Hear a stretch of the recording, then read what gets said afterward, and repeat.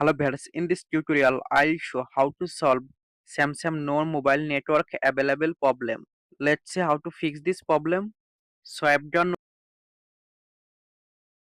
turn on flight mode or aeroplane mode just few seconds.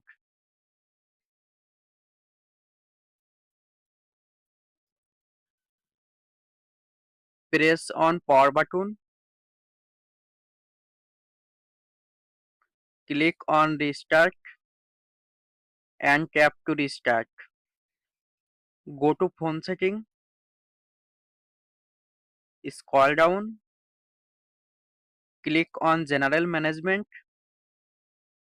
and click on reset and click on reset mobile network settings. Click on reset setting and go to phone app.